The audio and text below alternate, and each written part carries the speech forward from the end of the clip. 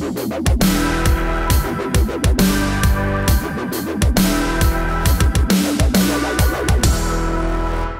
say it's the early 1940s and you just found out that there are death camps where tens of thousands, perhaps more people are being starved and tortured and raped and gassed and shot into mass graves.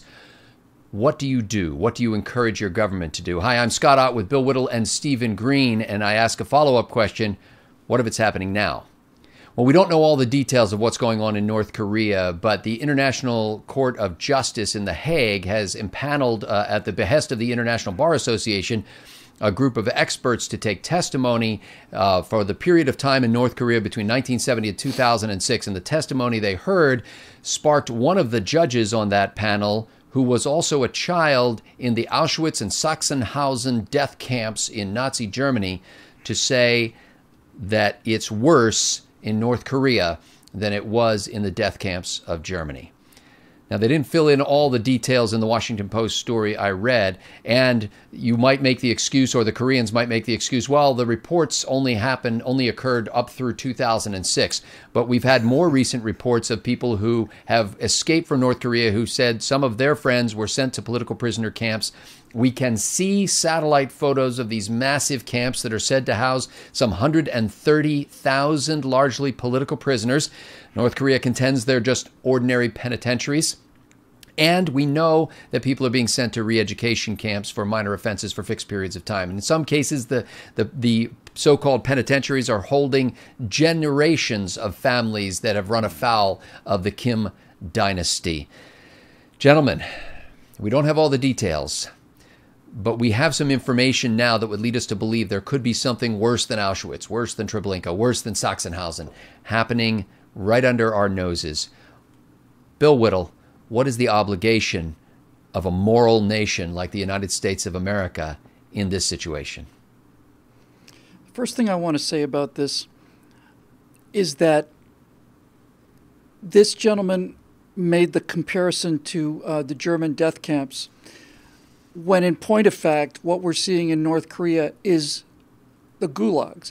This is a communist system. And I just want to point this out, not to, needless to say, to minimize the German Nazi SS camps in any way, but the fact that he went to Germany and not to communist Russia is an indication of how well the left has basically papered up what was, in terms of victims, I think a larger number, and in terms of the way you died, a significantly worse way to go.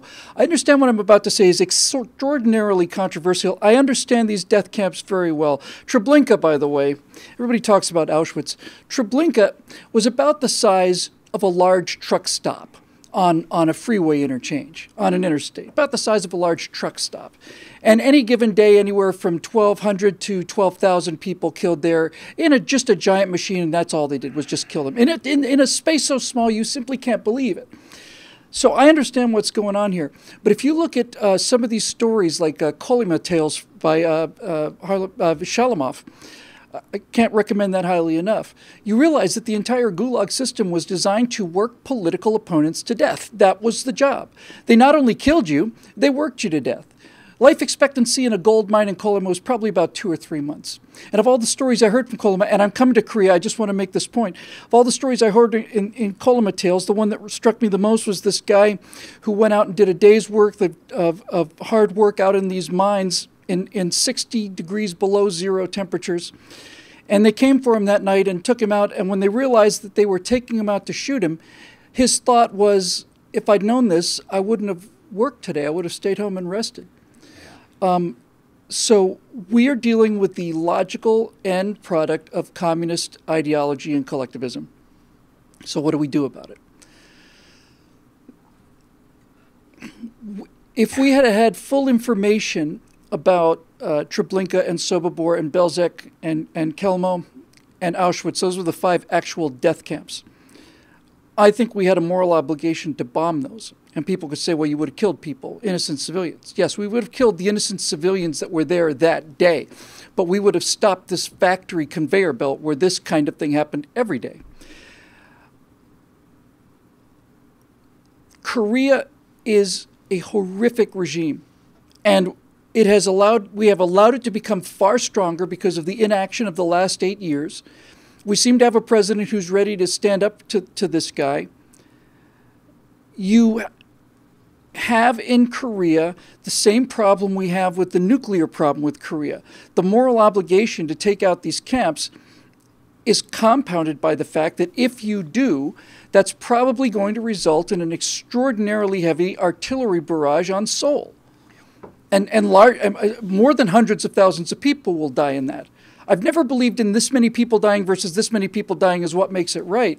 But you don't have the impunity to go and do the right thing, which is to not only destroy those camps, but to destroy the people that created those camps, to eliminate the regime that created those camps, and to bring justice to these people by doing the exact same thing that the Jews did so admirably, and that is you track every one of these guys down, you don't give them a moment's rest, and you pursue them to the grave.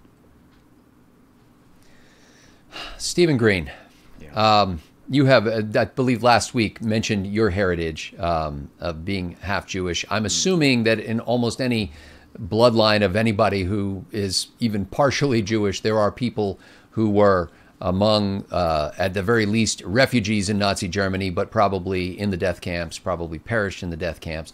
We like to think of ourselves as people who, if we were alive at that time, we would have stood up and done something. We would have intervened. We would have stopped the horrors. We may be at a time such as that now, Steve. What should we do? Wow, great topic, Scott. And I do not mean at all to belittle the horrors of what goes on inside North Korea. I don't know if you remember this story, but just 2 or 3 weeks ago, a North Korean soldier escaped through the demilitarized zone. He was shot several times by his comrades on his way out because communists build gates to keep people in, not to keep them out. And doctors were shocked. You have to remember, North Korea is kind of like 19th century Prussia. It's not an army. It's not a country with an army. It's an army with a country. The military gets first dibs on everything.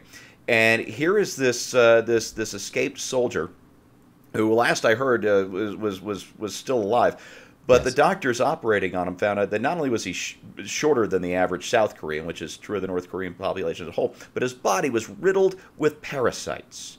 And this is not the first defector that South Korean doctors have learned this about. So you're talking about a nation of 22 million people that is probably just absolutely riddled with parasites. Because if this is a condition of a frontline soldier, you know it's even worse for somebody living, in a village somewhere north along the Yalu River or something like that. So the conditions in the entire country are just they're criminal. It's not just the North Korean gulag. It's the whole country is a giant gulag. It's just which state of it or which stage of it you're in.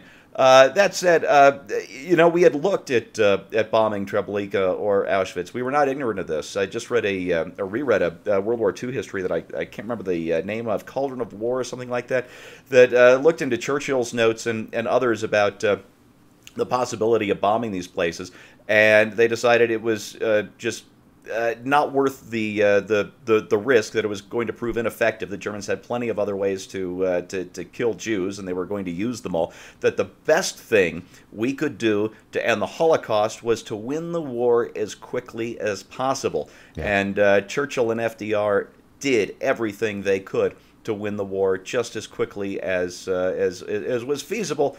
And our men in the field did the dirty, dangerous job, and it was 600,000 of them never came home. So I think our consciences are clear on that. That said, the Soviet Union was every bit as bad as Nazi Germany. Do we have some kind of obligation to rid the world of the Soviet government? Well, yes and no. We outlasted them very much on purpose. Reagan said, "We win, they lose," and he made that happen. But it wasn't our job to invade. They were a nuclear-armed power. They held the world hostage to their homegrown slavery. And it's the same situation in North Korea. They're a nuclear-armed power with a nuclear-armed protector in Beijing. So our obligation is to outlast them. Our obligation is to make sure that the Korea is never unified under the evil Kim regime, and we're doing just that. In the Gulag, you were talking about vermin and parasites in the Gulag archipelago.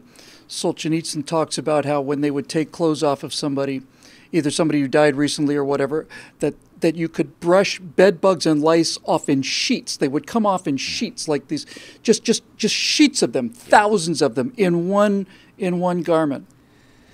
The International Criminal Court has 11 categories of crimes against humanity.